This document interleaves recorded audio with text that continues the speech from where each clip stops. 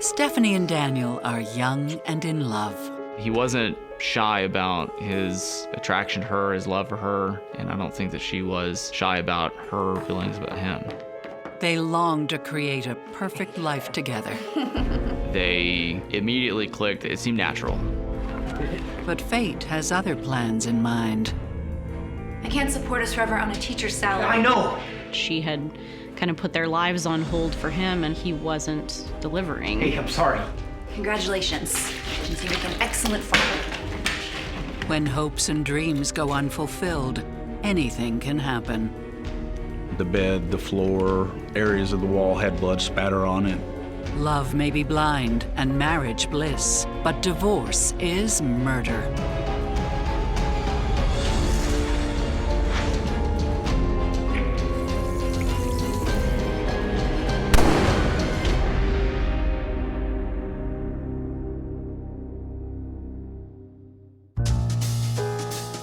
It's springtime in Sugar Land, Texas, and former college student Stephanie Kirkpatrick is back home.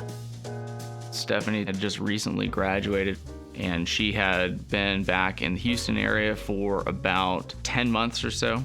She had just recently gotten out of a relatively short-term relationship. I have to go home.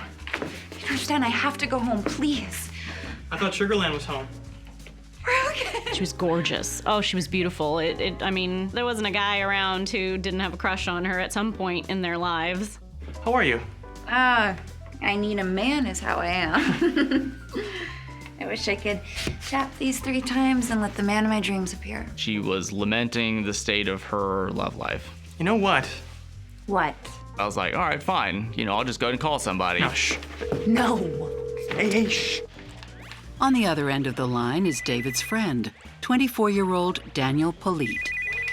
David knew Dan at college. He was very slender, kind of pointed features, clean-shaven. Thought he was good-looking, very much so. David, what's up? I said, hey, I've got my good friend here, Stephanie, and she's looking to meet somebody, so I just thought of you, so here you go. Hello? Stephanie? Hey. Dan? I was great friends with the both of them and thought that they could do well together. Yeah, I'd like that. David's assumptions are right. We went to go get pizza, and the chemistry was there. They immediately clicked. Okay, I've got another one for you. How do you know if you're in love? We give that pow. Because someone steals a pizza your heart. He had a good sense of humor. He liked making people laugh. Okay, I think that deserves another drink. We will get them. Stephanie had kind of a magnetism to her personality that drew everyone. David was telling me you act and sing. Oh, yeah, but just local musical theater. Stephanie was in her first play when she was 4. And her first musical when she was 7. She was one of those people that had that kind of presence when she was on stage. Well, I'd love to see you in something sometime. Yeah, I'd like that. They immediately just kind of hit the ground running, and it seemed natural. It isn't long before Daniel and Stephanie start dating. I gotta go. They spent every waking moment that they could together because they just really enjoyed each other.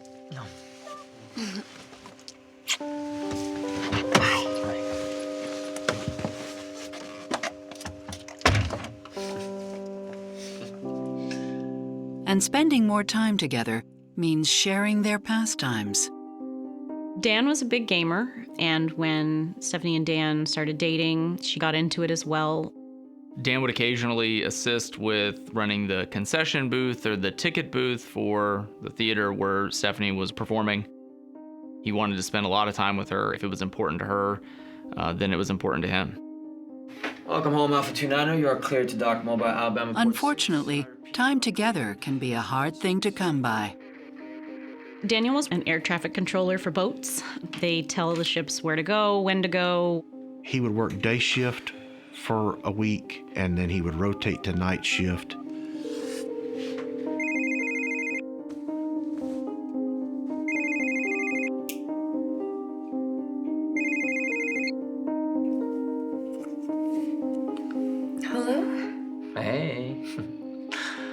I just want to wish you good night. Good night.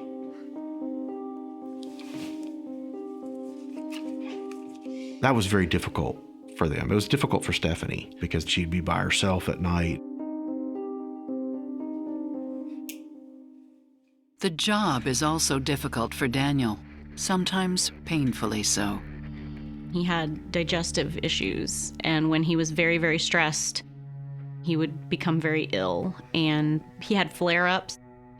It was hard to, I think, sit at his desk for long periods of time. Stephanie's teaching job is no less demanding, but is much more rewarding. Stephanie wanted to go into special education. There was no question in her mind. She wanted to help the children that needed the most help, and so that got her into working with autistic children. There was one boy in particular. Jake.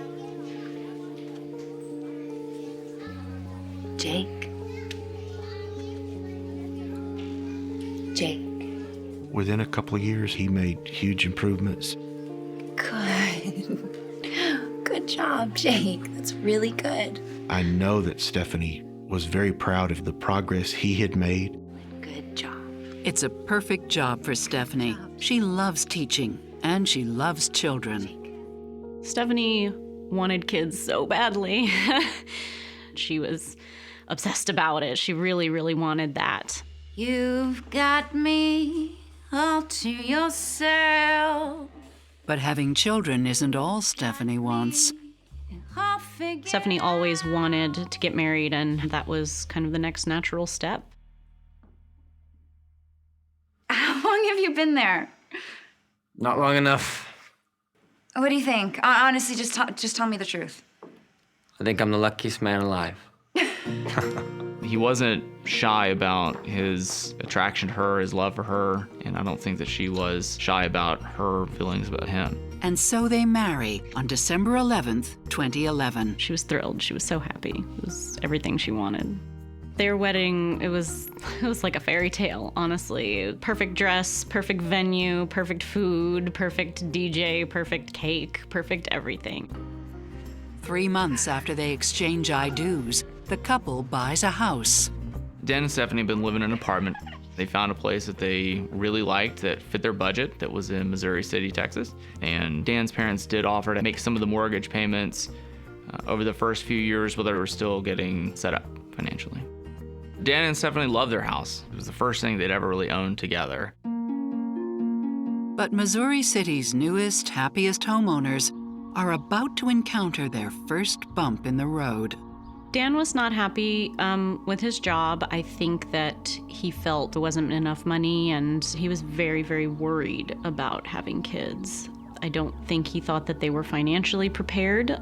Dan decided that he was going to, at the end of summer, was going to quit his job and go back to school full-time for an engineering degree. Hey. Hey. Are you thinking about going back to school? Engineering is a very prestigious line of work, and there's a lot of work out there for engineers. Just 2 years. HIT was going to put at least a 2.5, possibly even 3-year delay on her ability to start a family. And the pay after you graduate is enough to support a family. Just 2 years. Just. I'll make you proud of me yet, Mrs. Polite. His parents had offered to pay for the tuition and had offered to help with their expenses to make up for the loss of his salary while he was going back to school. Easier said than done. Dan struggled his first semester back. He'd been out of school for a number of years, and some of the practical skills of going to school had kind of eroded with time. And playing catch-up is difficult.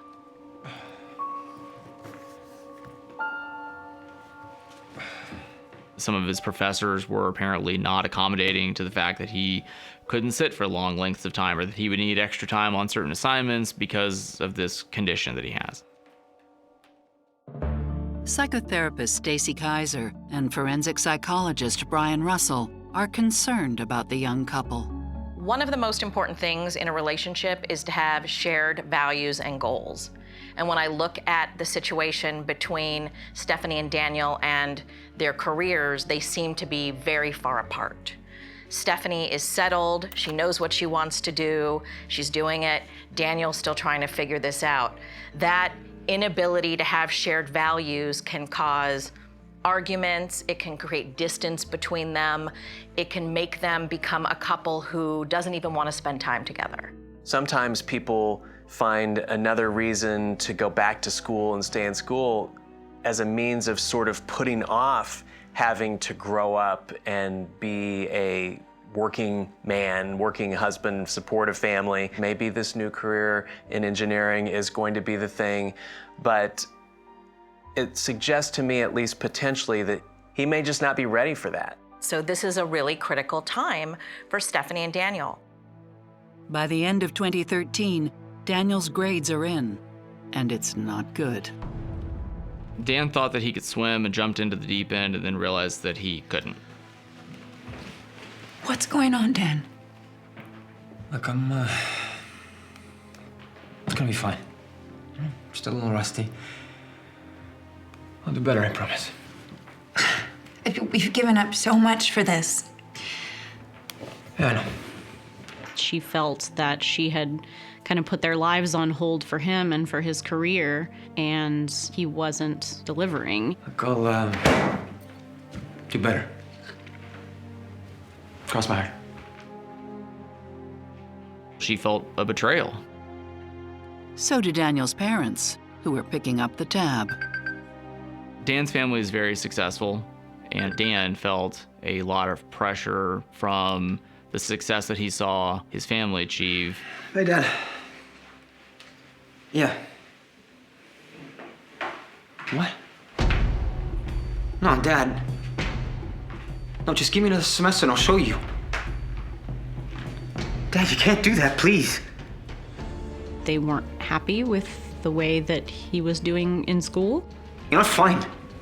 Dan's parents were going to rescind their financial support. I can't support us forever on a teacher's salary. I know. They have a mortgage, they've got a couple of cars, and he's not working.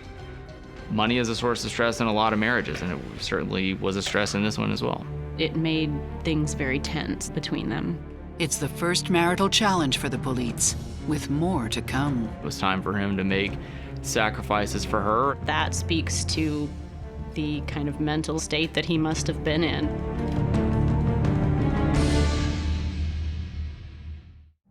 Two years into their marriage, Stephanie and Daniel Polite face some major concerns.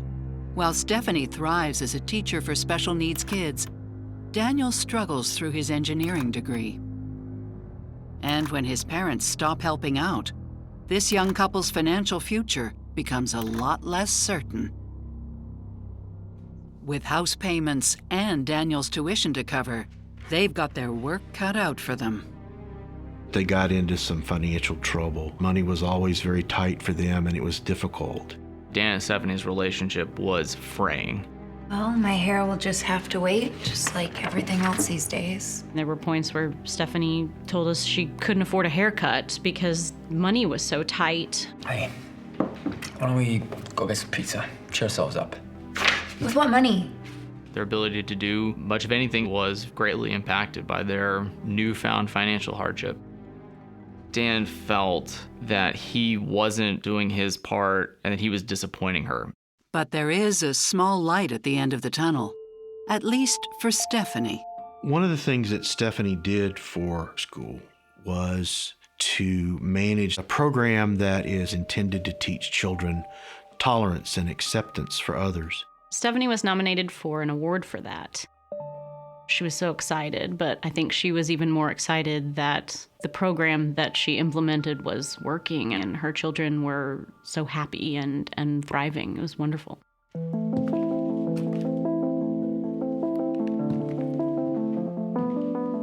But it isn't enough. Stephanie was always sort of warring with herself on whether she wanted to go ahead and start a family and have kids.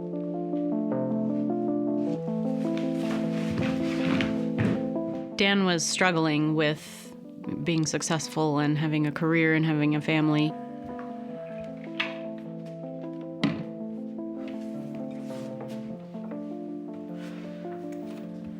I just don't feel ready. When, Dan? When are you gonna be ready? Sometimes I don't know what you want more from me, kids or husband. I thought I could have both. It seemed like they just weren't on the same page. Listen, maybe you could get a part-time job. A part-time job? You want me to get a part-time job? Steph, doing what? Doing what, Steph? I told him that I'd be happy to try to help him get a job back at the company that we were working for, but I think that offer almost sounded like defeat to him. He found it all kind of unmanageable. To escape the arguments, Daniel turns to an old hobby. Dan was a gun enthusiast. I was actually with him when he bought his first gun. It was a 9mm. Of course, they're careful about safety. They had a gun safe. That was for upstairs. Okay. But I believe they kept one loaded and nearby. I became a police officer when Stephanie was about 2, so she was certainly accustomed to seeing me carrying a pistol. She understood how to handle them safely, and she was not frightened of them. What does make her uncomfortable is the cost of it all. Are those new? Brand spanking. The most expensive gun that I remember him buying was between $1,200 and $1,500. That's a mortgage payment. That's 2 car payments. When I am looking at Daniel at this point, I am seeing somebody who is on a selfish and actually destructive path.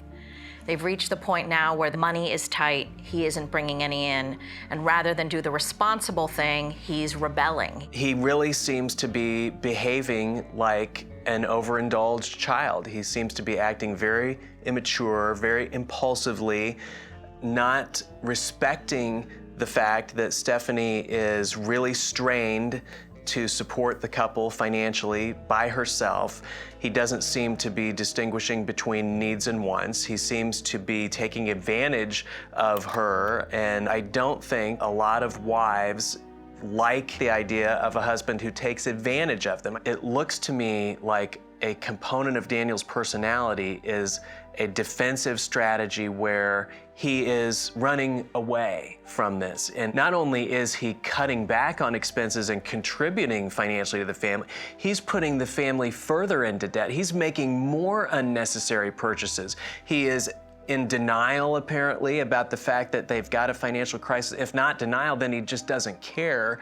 And that is actually a very immature defensive or coping strategy. When people behave in ways that don't make sense, there's usually some underlying reason. And I look at Daniel and I think that there's a possibility that he really is afraid of being a father, or maybe doesn't even want to be a father.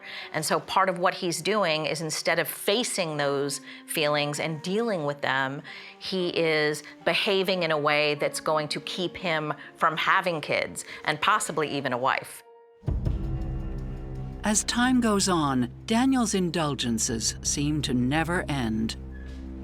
The car was pretty important to him. It was one of the first kind of big purchases he made after he graduated from college. It was probably an outsized part of their monthly income, especially when they went down to a single income.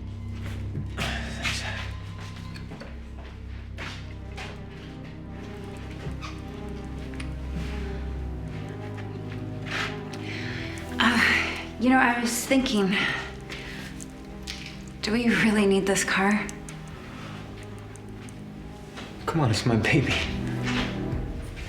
Your baby? Stephanie's hope was that they would trade in the sports car for something a little more family-friendly.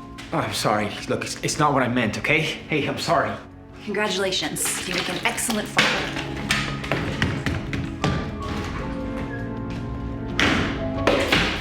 It could save him enough every month that it would make a difference. Daniel was not keen on the idea of getting rid of his sports car. And as the arguments worsen, the question is, How far will they go to get what they want? Dan's secrets were very poisonous to the relationship. Everything's fine. She was pulling away from him, Steph! Steph! and I think that that scared him.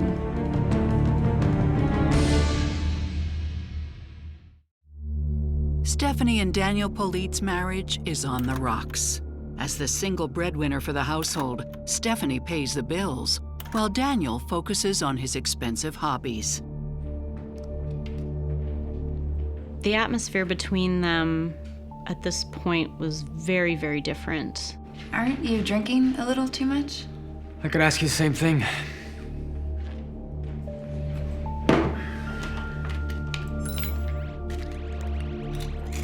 Drinking exacerbated his stomach problems.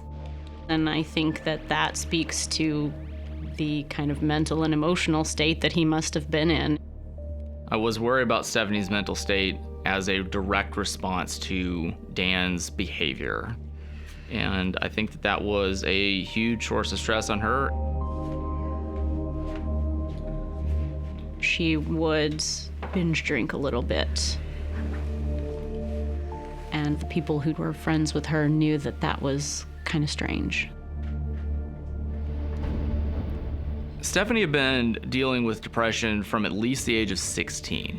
Depression isn't something that you cure, and I think a lot of things can kind of bring that back to the surface.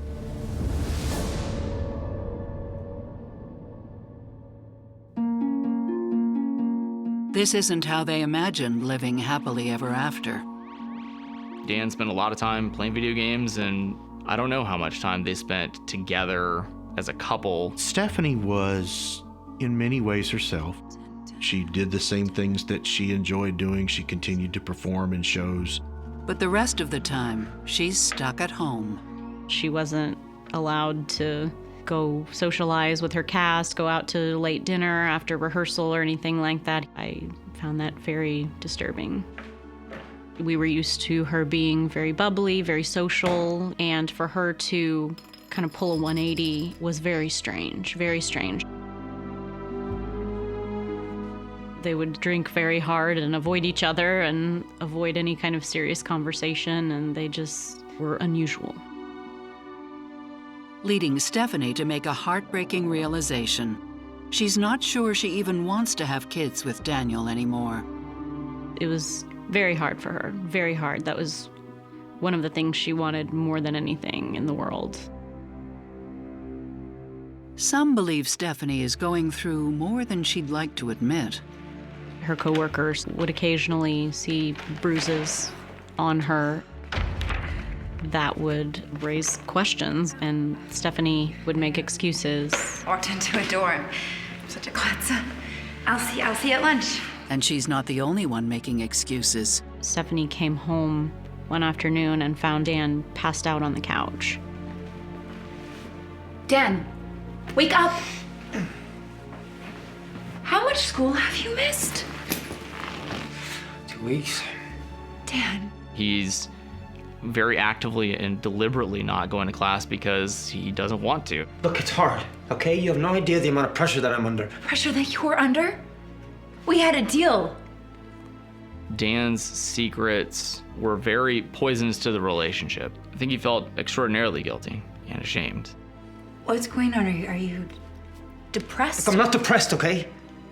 I'm fine. Everything's fine. Dan always seemed to try to downplay the problems that they were experiencing as a couple. She told me flat out, yes, I do think that he is suffering from depression, but I can't get him to go see anybody about it.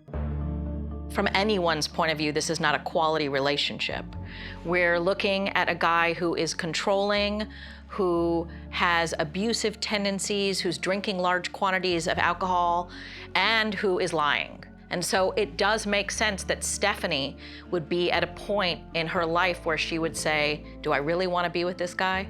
And at the same time, you've got Daniel, who has got to be feeling pulled to be something that he's not ready to be. I think it'll be very difficult for Stephanie and Daniel at this point in their lives to succeed as a couple, because it seems like there is some fundamental difference in the way in which each of them approaches life.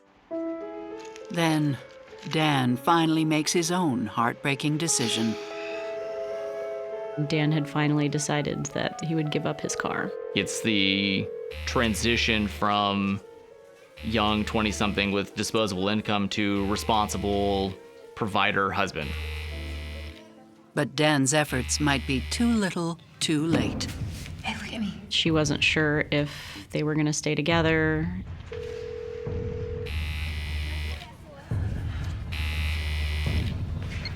Hello? I'm doing it. I'm selling the car. My car. It hardly puts a dent in things now, Dan. I mean, you should have done that a long time ago. I'm trying, Steph. Steph! She was pulling away from him. Steph! Steph! And I think that scared him. Hey. Look at me. It's only the beginning of a terrifying ride. There was blood everywhere. Can't describe the feeling. Just pure shock.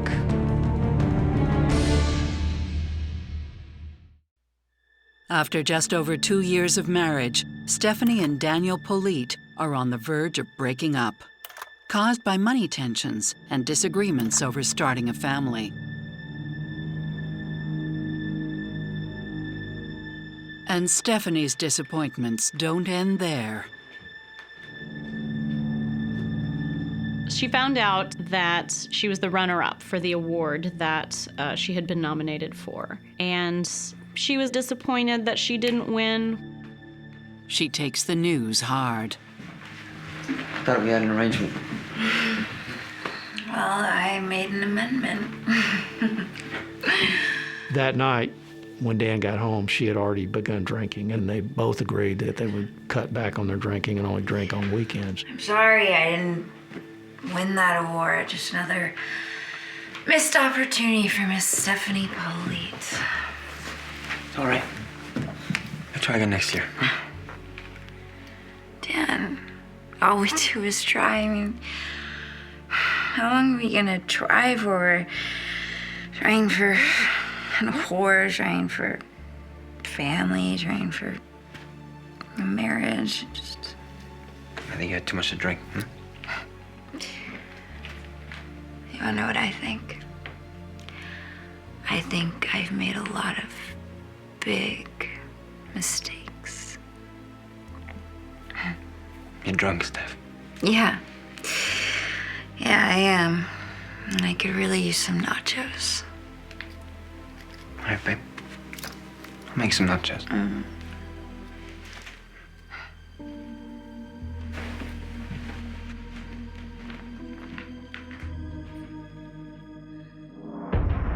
Hours later, a frantic 911 call is made. 911, Missouri City, where is your emergency? Came in as a unknown medical call.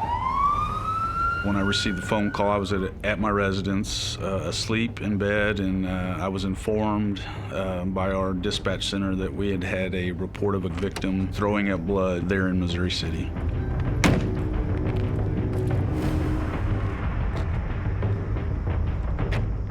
This was your just typical suburban neighborhood at a very low crime rate. But what police find is not typical at all.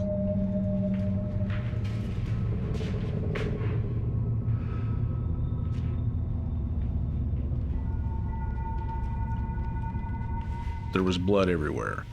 The bed, the floor, areas of the wall had blood spatter on it. This is not somebody throwing up blood. This person's been shot in the head.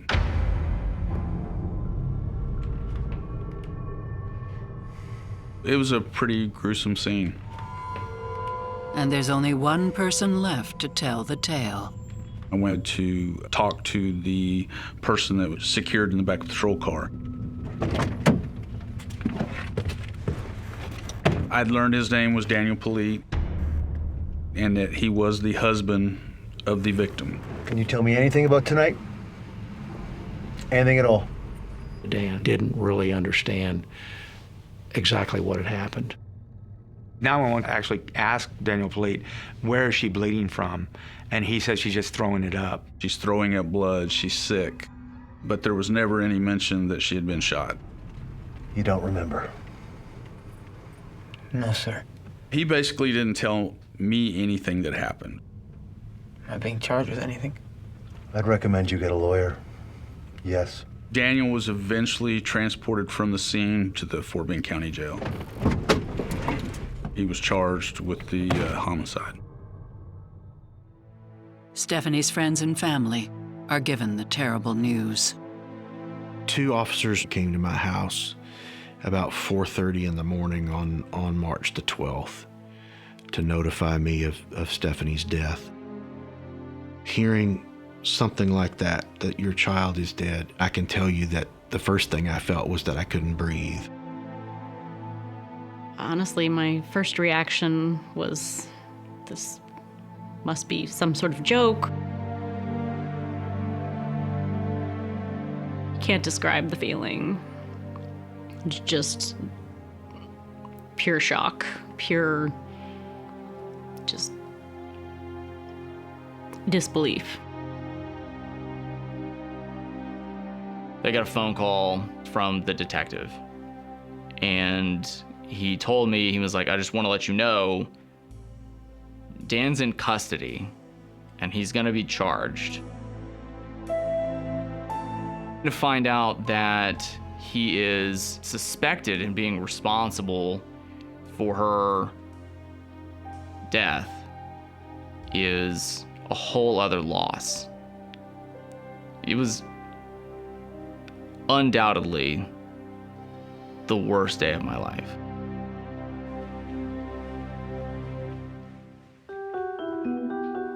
Police search the residence. There were empty liquor and beer bottles throughout the home. In a closet, in shoes. Somebody in the residence had a serious drinking problem. The autopsy revealed 0.219 for her blood alcohol concentration, which is almost 3 times the legal limit in the state of Texas. The gun was laying there on the ground next to the wall. There was blood all over the gun. The gun had been thrown with some force against the sheetrock wall because there was actually an imprint of the weapon in the sheetrock that you could clearly see. There was only 1 shell casing in the gun when we recovered it. One single round is often a telltale sign of suicide. The fact that there was 1 bullet in the gun, could it been suicide? Maybe. Meanwhile, Daniel, who has no prior criminal history, is released. Daniel was able to make bond the very next day after he was charged with the homicide. His family hired an attorney willing to act as a surety on the bond, which essentially meant that the family didn't have to put up any money in order to bond Dan out. There was no court-ordered monitor, ankle bracelet, or anything like that. He was released on his own recognizance, and we had no reason to actually follow him or keep track of him. A week after her death, Stephanie's funeral attracts hundreds. I don't know how you describe the funeral of your child. It's just one of the hardest things I've ever done in my life. But one person whose role in Stephanie's death is still uncertain is conspicuous by his absence. Dan did not attend the funeral. We had made provisions for that, primarily because we didn't want trouble. If my brothers and my son and my nephews had seen him, it would not have been a good thing. There is strong reason to suspect that Daniel was the cause of Stephanie's death. You can understand why then they don't want him at the service. Daniel then has to decide, do I defy the family and say, look, I'm the husband and I've got a right to be here, I'm gonna be here if I want to? Or do I acquiesce to the family's request because I'm trying to be respectful of them, maybe because I actually do feel guilty that I caused this? He, at this point, has got to know, at a bare minimum, that there is some suspicion around him when it comes to her family and friends. And he may not want to either evoke pain for them or end up with some sort of attack that is placed on him. I don't really see him as the respectful type. My guess is he was more worried about the impact that it would have on him if he decided to show up. It's all starting to come back. 2 months after Stephanie's death, Daniel's memory seems to have recovered. And she'd been so upset about not winning the award she was nominated for. It was the Sunday of the Memorial Day weekend. Dan called me to talk to me. I believe Dan wanted to sort of lay out his story and perhaps convince Neil that this was all just a terrible accident. She'd been drinking so much. She was really intoxicated. He told her he was going to cook a special meal for her supper. So I went to the store to get the stuff, and when I got back, I could hear some noise in the bedroom. You know, drawers, opening, shuffling. So I went to go make sure she was okay.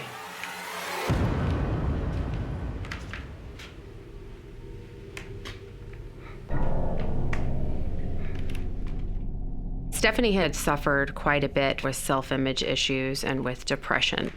Steph, what are you doing? I didn't win that award. It's okay, you win next year. Don't sugarcoat this, okay? I lost, and that's it. Steph, give me the gun. It's gonna be fine. No. Just give me the gun. Just give me the gun. No. I tried to get the gun from her as fast as I could. Give me the gun. I started struggling. Please, don't. And then the gun went off. He called 911. 911, Missouri City, where is your emergency? My wife is drowning in her own blood. She's not doing well. Is she conscious or no? No. I need you to get her on the floor. The 911 dispatcher then instructs Daniel to start administering CPR. Okay, I need you to put the heel of your hand on top of your other hand between the breastbone. He tried to do CPR, and shortly after that, the police officer arrived at his house. For now, I'm gonna get you in the front of the camera, okay? There were plenty of opportunities for him to speak up and say, oh, she had a gun in her hand and I tried to get it away from her. But that never happened in that entire time.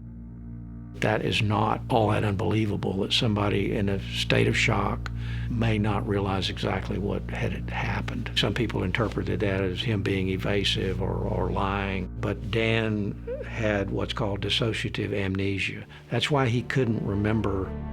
Until Daniel's memory is challenged by a very tangible piece of evidence. I'm gonna get you to sit in the car. Somebody didn't want us to see it. It was just one of the vilest things I'd ever heard in my life.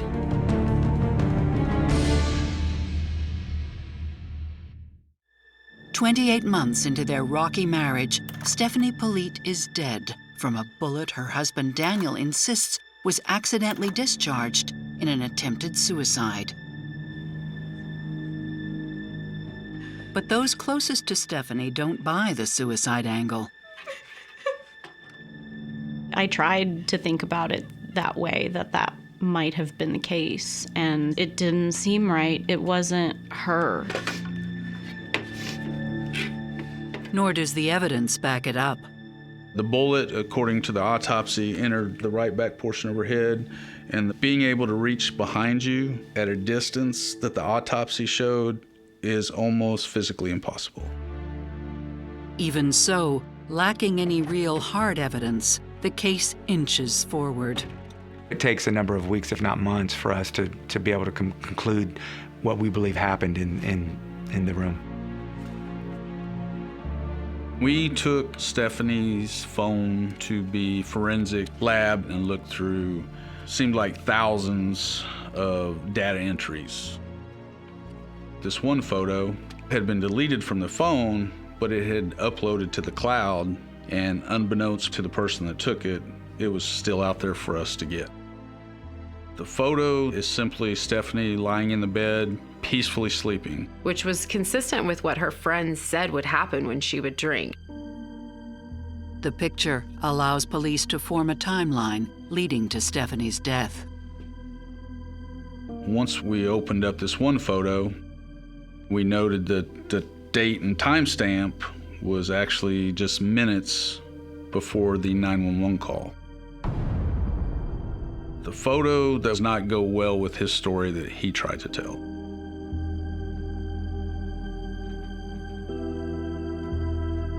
I find it peculiar that someone would stand there and take a photo of somebody sleeping in bed peacefully, and then moments later, there's a 911 call after someone's been shot in the head.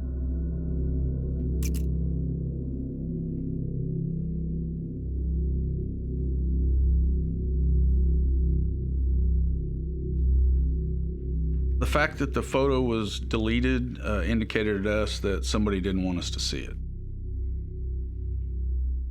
And that somebody had something very sinister in mind. Dan came in, stood with the gun about 12 to 15 inches away from her head, and fired a shot into the back of her head while she was asleep. The bullet traveled through her head, through her brain, and came to rest in her left cheek area. That cheek has to be at least against something that kind of stops the bullet from exiting. And it doesn't have to be something hard. I mean, it can be something like your face against a pillow. It appeared that the trigger had been pulled 3 or 4 more times since it was fired. It caused the cylinder to rotate. That told us that weapon had to be in somebody else's hand. The weapon had been thrown with such force against the sheetrock that when it hit, you could actually see the outline of the weapon.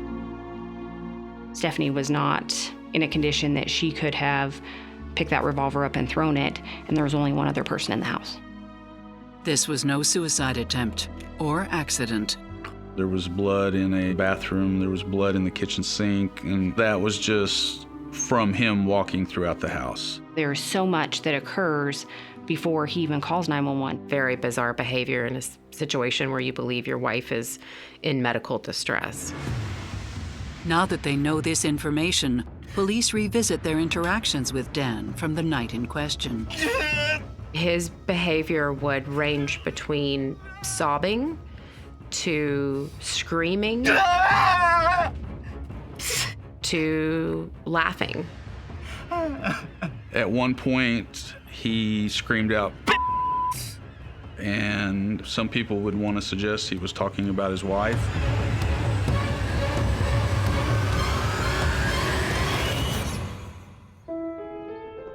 Police also recall Dan's story about Stephanie's death. While Dan was out on bond, he reached out to Neil Kirkpatrick. It's all starting to come back. And Neil was pretty smart and recorded the phone call, which turned out to be very helpful because it was essentially like a police interview. I got him to tell the story probably about 4 different times. He would change the details a little bit every time he said it. There would always be some deviation in his story that led us to believe that it was all lies. He continued to bring up over and over again that he was making nachos. He was making her very favorite meal that night, so how on earth could he have been a person that killed her? Nonsense. His whole story was nonsense. Nearly 3 months after Stephanie's murder, Daniel Polite is indicted. 1 year later, other secrets are uncovered in court. During the trial, it came to light that there was another woman in Dan's life. We didn't know the extent of that relationship at the time, and we became more aware of it after the trial began. He had been messaging her and flirting with her the night that he killed Stephanie.